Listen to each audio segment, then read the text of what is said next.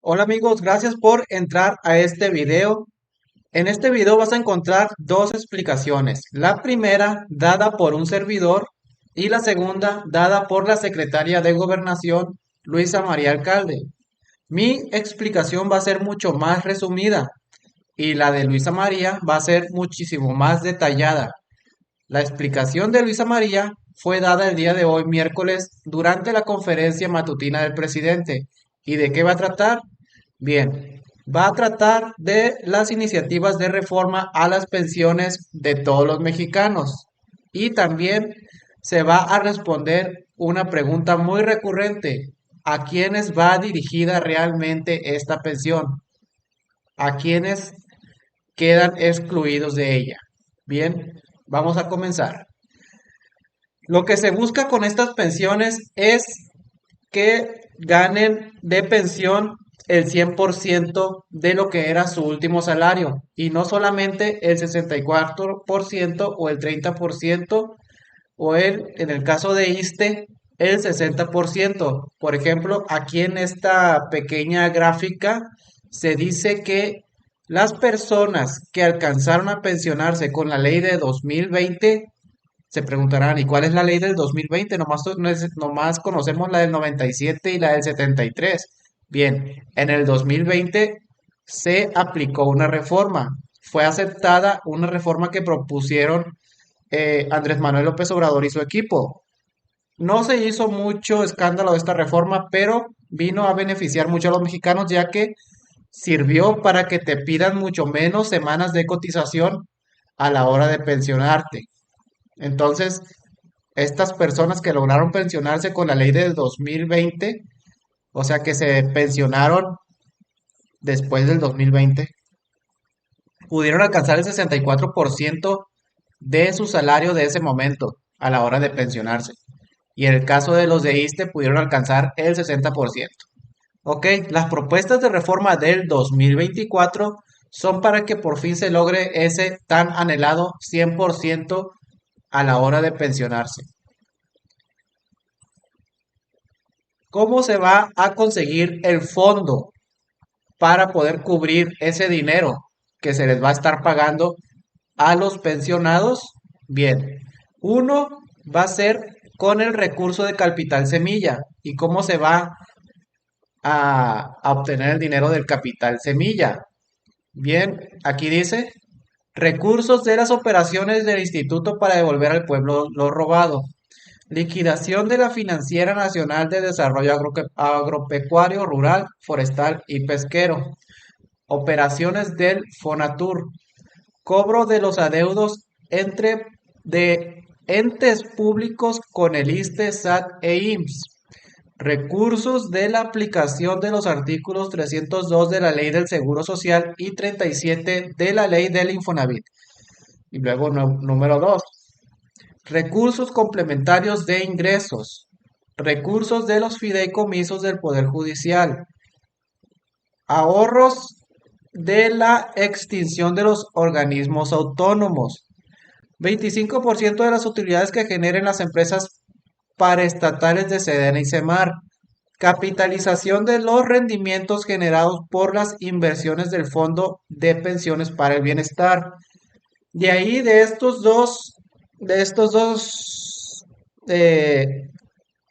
estos dos puntos es donde se va a obtener los fondos, ¿no? Esta es la explicación que tanto piden la oposición, de dónde se va a obtener el recurso para financiar las pensiones al 100%. Punto número uno, de recursos del capital semilla y punto número dos, de recursos complementarios de ingresos. ¿Cuánta es la cantidad que se quiere juntar para comenzar? 64.000 millones de pesos. Y ahora la gran pregunta, ¿a quiénes va dirigido y quiénes quedan excluidos? ¿A quiénes aplica la reforma? Aplica para dos grupos de personas. Aunque aquí dicen tres grupos, pero realmente son dos grupos. En general, Primeramente te voy a decir en general para quienes sí aplica. Aplica para trabajadores de 65 años que cumplan con los requisitos para tener una pensión y que se pensionen una vez aprobada la reforma y el Fondo de Pensiones para el Bienestar. Y ahora, ¿cuáles son esos dos grupos que yo te digo que aplica? En el caso de IMSS, personas trabajadoras que hayan comenzado a cotizar a partir del 1 de julio de 1997. En el caso de ISSSTE, personas trabajadoras bajo el régimen de cuentas individuales de 2007. Para esos dos grupos de personas aplican las iniciativas de reforma. Para las personas que ya están pensionadas, que ya están recibiendo una pensión, estas personas no se verán beneficiadas por las, en caso de ser aprobadas, las reformas que se están proponiendo en este año 2024. Sé que muchas personas tenían la esperanza de que sí se les fuera a ayudar con estas reformas, pero lo siento mucho, estas reformas están aplicadas, están pensadas para los que apenas se van a pensionar, no para los que ya están pensionados. Ahora a continuación te muestro la explicación dada por la Secretaria de Gobernación, María Luisa Alcalde. Te va a decir lo mismo que yo, pero más detallado y creo mucho mejor explicado, con muchísimo mejor habilidad para hablar en público. Así que por favor, pon mucha atención, ya que quedan respondidas todas estas preguntas que muchas personas hacen actualmente en los comentarios de estos videos que subo y también de los videos que suben personas que se dedican a exponer este mismo tipo de información. Así que ahí te va, vas a escuchar ahora a Luisa María Alcalde. Vamos a poner bastante atención, por favor. Que se han presentado y que están ya en la Cámara de Diputados, la reforma en materia de pensiones y también la reforma de salario mínimo. Nos acompañan el día de hoy Marat Bolaños, secretario de Trabajo, Zoé Robledo, titular del IMSS, está también Centeno, Pedro Centeno del ISSSTE, titular del ISSSTE, y Carlos Martínez, titular del Infonavit. Entonces vamos a iniciar primero con el tema de pensiones.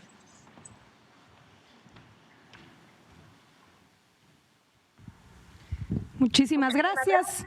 Bueno, como hemos dicho, una de las reformas fundamentales que hemos presentado tiene que ver con revertir los efectos de dos reformas dañinas en contra de los trabajadores que pasaron a cuentas individuales, lo que eran las pensiones, que es la reforma de 1997, aprobada en el sexenio de Zedillo, y de 2007, esta reforma aprobada en el sexenio de Felipe Calderón. ¿Cuáles fueron los efectos principales de estas reformas? La primera es que cientos de miles de trabajadores quedaron fuera de la posibilidad de tener una pensión. Y esto sucedió porque los requisitos aumentaron de un día a otro. Como podemos ver en la ley del 73, que es la previa a esta reforma, los requisitos tenían que ver con llegar a contar con 500 semanas de cotización en el Instituto Mexicano del Seguro Social, es decir, 10 años. Y con la reforma se incrementó este requisito a 1,250 semanas, es decir, se tenía que contar con 24 años de cotización en el Instituto Mexicano del Seguro Social para poder contar con una pensión. ¿Qué sucedió? Pues que un importante porcentaje de los trabajadores se quedaron sin la posibilidad de contar con una pensión. Adelante. Pero también otro de los efectos tuvo que ver con pasar los recursos a cuentas individuales y que los rendimientos están dando porcentajes muy bajos del salario. Ya tenemos ejemplos de los primeros que se empezaron a jubilar bajo estas nuevas reglas y cómo el porcentaje de su salario disminuyó de forma significativa. En la ley del 73, los trabajadores están yendo con un promedio del 89% de su salario y ya con las nuevas reglas, en el caso de los que cotizan en el IMSS con 27% y en el caso de los trabajadores al servicio del Estado que fueron impactados por la reforma del 2007 con 60%. Derivado de esta realidad es que en 2020 el presidente Andrés Manuel López Obrador presentó una reforma adelante que fue muy importante y que tuvo efectos muy importantes. Una reforma no muy conocida, pero que fue fundamental. ¿Qué planteó esa reforma que fue aprobada? Primero, disminuir las semanas de cotización.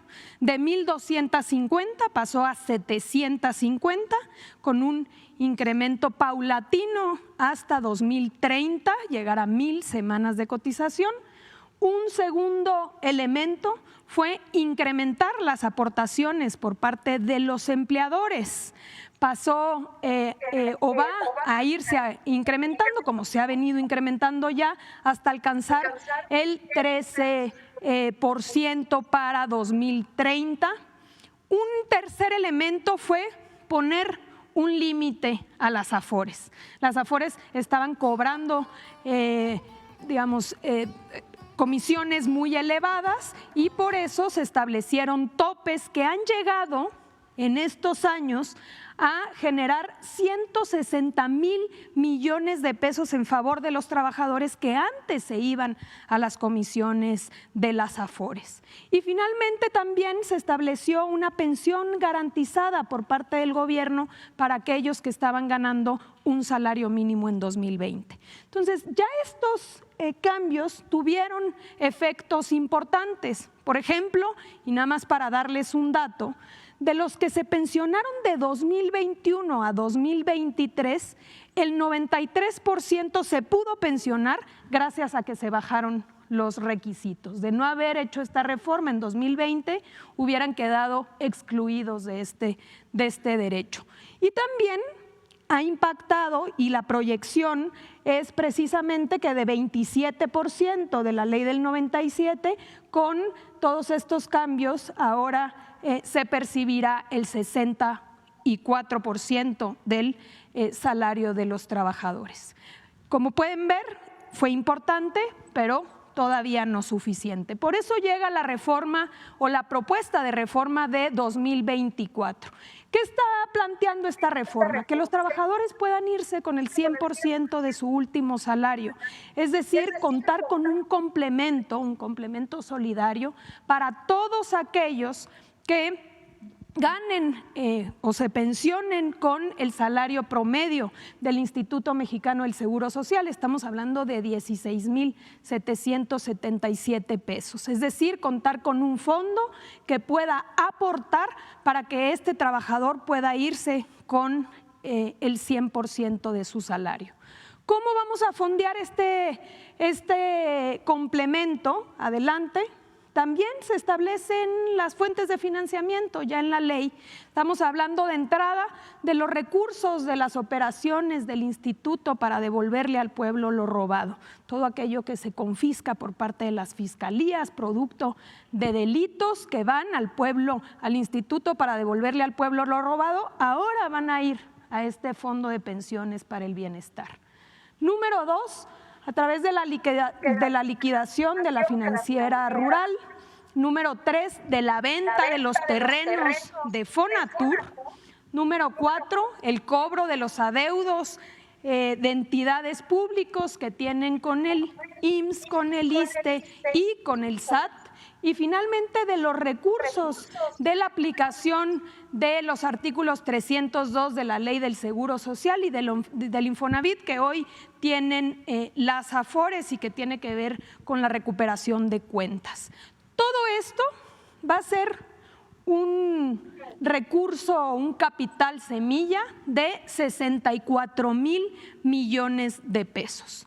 También la ley prevé recursos complementarios cuando vayan sucediendo las siguientes circunstancias. Por ejemplo, los fideicomisos del Poder Judicial. Sabemos que si bien se aprobó una ley donde se tienen que regresar estos 15,000 millones, hoy está impugnada y debe ser resuelta por la propia Suprema Corte. Esperamos que una vez resuelto se pueda liberar estos recursos y que formen parte del fondo para las pensiones. Número 2, los ahorros de la extinción de organismos autónomos, otra de las reformas de las que habremos de hablar más adelante, tienen que ver con la duplicidad de funciones y con extinguir estos órganos, entre comillas, autónomos.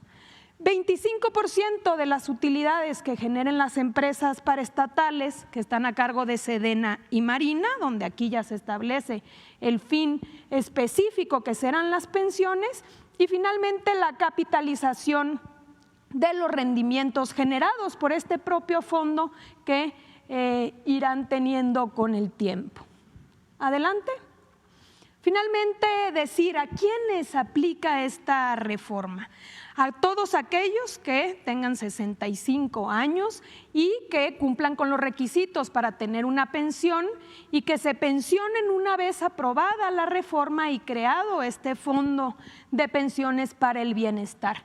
Estamos hablando de dos grupos principalmente. Todos aquellos que fueron afectados por la ley del 97, es decir, las mujeres y hombres que cotizan ante el IMSS y que empezaron a cotizar ante el IMSS después del 1 de julio del 97, y en el caso de los trabajadores al servicio del Estado, todas y todos aquellos que cuenten con una cuenta individual son los que habrán de tener o acceder a este fondo para poder complementar sus pensiones. Se trata de dignificar, de reconocer el trabajo de toda la vida de los trabajadores y revertir estas reformas que tanto dañaron a la clase trabajadora en México. Es cuanto, presidente. Adelante, Marat.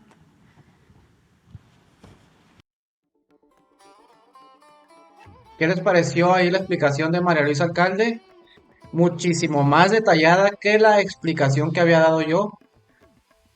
Y pues creo que quedaron respondidas todas aquellas preguntas que me hacen en los comentarios. Espero que este video haya sido de tu agrado, que puedas dejarme un comentario, que puedas dejarme un like, suscribirte al canal para más noticias e información sobre estos temas y otros temas de política y de becas y demás cosas sobre México. Y también compartir el video en tus grupos, en tu WhatsApp, en tu Facebook, y si ves este video en Facebook, también darle like a la página. Te mando un abrazo, que tengas un excelente día. Adiós.